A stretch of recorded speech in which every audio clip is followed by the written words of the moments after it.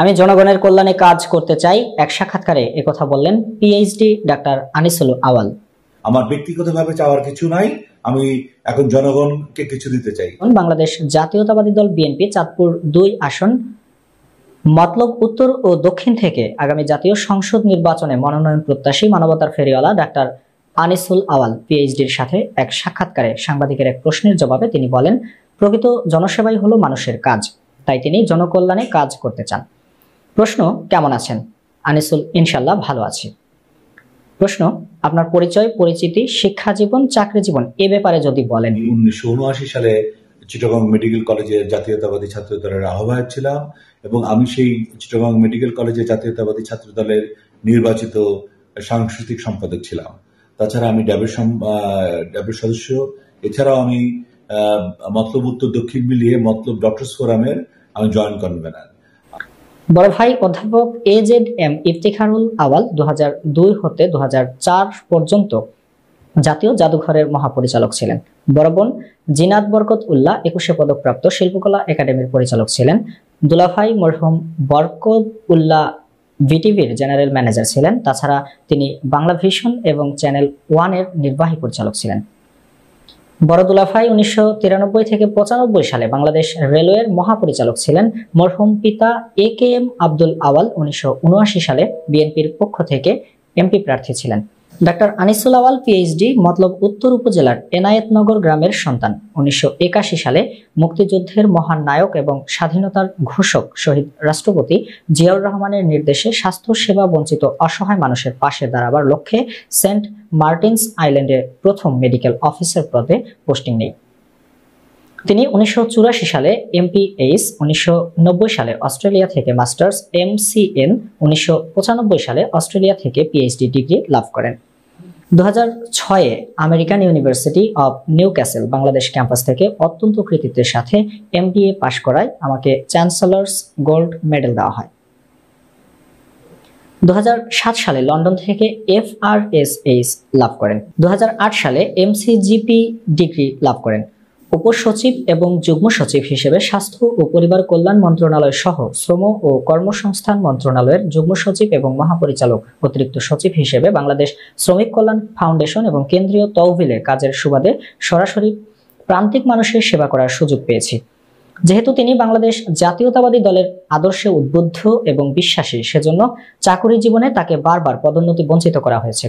তাহার পিতা মরহুম AKM আব্দুল আওয়াল চাঁদপুর জেলার প্রথম বেঙ্গল সিভিল সার্ভিস এর কর্মকর্তা ছিলেন এবং নানা চাঁদপুর জেলার প্রথম মুসলিম SDO ছিলেন। আওয়ামী লীগের স্বৈরশাসন সহ সিন্ডিকেটের দুষ্ট চক্রে দেশবাসীর প্রাণ যখন উষ্ঠাগত এবং দেশের সার্বভৌমত্ব যখন হুমকির মধ্যে ছিল, তখন তিনি চাকরি এবং জীবনের ঝুঁকি নিয়ে সরকারের অপকর্মের বিরুদ্ধে অনবরত লাইভ ভিডিওর মাধ্যমে প্রতিবাদ জানিয়েছেন। তিনি হাসিনার স্বৈরশাসনের পতনে তিনি একজন অ্যাক্টিভিস্ট হিসেবে কাজ করেছেন। প্রশ্ন, আপনি ডাক্তারি পেশা ছেড়ে দিয়ে কেন রাজনীতিতে আসলেন? ডাক্তার আনিসুল, দেখেন, ডাক্তারি পেশা একটি গুরুত্বপূর্ণ পেশা। এই পেশা শুধু মানুষের চিকিৎসা ও স্বাস্থ্য সেবায় নিয়োজিত ছিলাম। এছাড়া আর বেশি কিছু সম্ভব হতো না। রাষ্ট্র পরিচালনা তথা গ্রামের আর্থসামাজিক উন্নয়ন ও মানুষের কর্মসংস্থান বাড়াতে হলে প্রয়োজন পার্লামেন্ট নির্বাচনে নির্বাচিত হওয়া। সেজন্য আমার চিন্তা চেতনা নিয়ে রাজনীতিতে আসার আগ্রহ প্রকাশ করছি। আর মানুষের সেবা, দেশের অবকাঠামোগত উন্নয়ন তো এমনিতে করা যায় না। জাতীয় সংসদ নির্বাচনের মাধ্যমে জনগণের ম্যান্ডেট নিয়ে আসলেই এ সমস্ত কাজগুলো করা সম্ভব। তাই আগামী জাতীয় সংসদ নির্বাচনে চাঁদপুর 2 আসন মতলব উত্তর ও দক্ষিণ হতে জাতীয়তাবাদী থেকে আমি মনোনয়ন প্রত্যাশী। প্রশ্ন, দল আপনাকে মনোনয়ন দেবে কি? ডাক্তার আনিসুল আওয়াল, ইনশাল্লাহ আমি আশাবাদী। হাইকমান্ড নেতাদের সাথে আমার খুবই সুসম্পর্ক আছে। সাবেক প্রধানমন্ত্রী বেগম খালেদা জিয়া ও তার উত্তরসূরি দলের ভারপ্রাপ্ত চেয়ারম্যান তারেক রহমান সহ শীর্ষ নেতৃবৃন্দের আমার যোগাযোগ রয়েছে।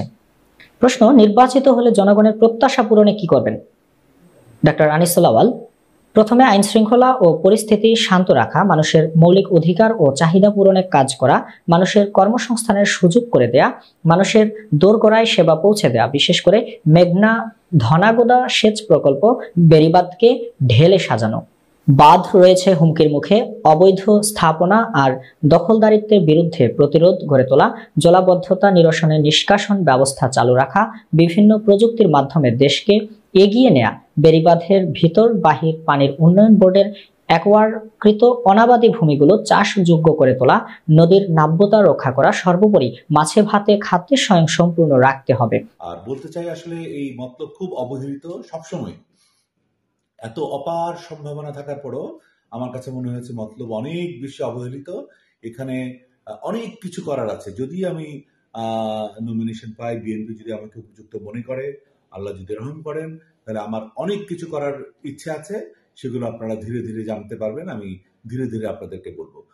মতলব উত্তর ও দক্ষিণে যে সমস্ত সরকারি অনাবাদী জমিগুলো রয়েছে এগুলো চাষযোগ্য করা হলে মাছে ভাতে সমান সমান উৎপাদন করা সম্ভব হবে। তাছাড়া গরু, বাছুর, হাঁস, মুরগি পালনের সুযোগ সৃষ্টি করে দিতে হবে। সকল সড়কে সোলার প্যানেল স্থাপন করে মতলবকে আলোকিত করতে হবে।